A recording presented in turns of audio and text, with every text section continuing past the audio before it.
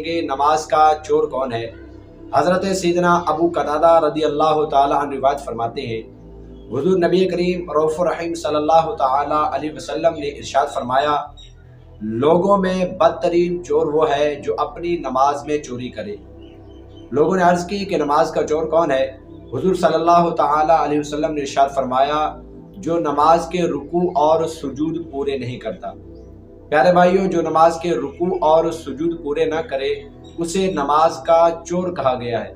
कुछ लोग ऐसे होते हैं, पता नहीं उन्हें कौन सी जल्दी होती है, रुकू के बाद फ़ौरन ही सजदे में चले जाते हैं।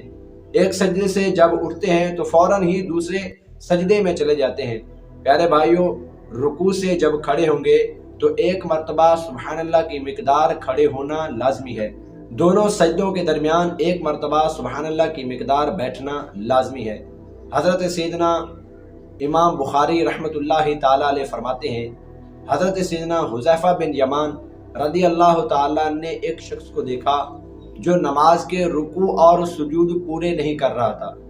आप रदी अल्लाह ताला ने इरशाद फरमाया, अगर इसी हाल में तेरा इंतकाल हो जाए तो तुम दीन मुहम्मदी सल्लल्लाहु ताला अलैहि वसल्लम पर नहीं मरोगे। एक रिवायत में आता है कि आपने फरमाया कि तुम इस तरह कितने अरसे से नमाज पढ़ रहे हो। उसने अर्ज़ की कि मैं 40 साल से नमाज पढ़ रहा हूँ। आप रज़ी अल्लाह ताला ने इरशाद फरमाया कि तुमने 40 साल से नमाज पढ़ी ही नहीं।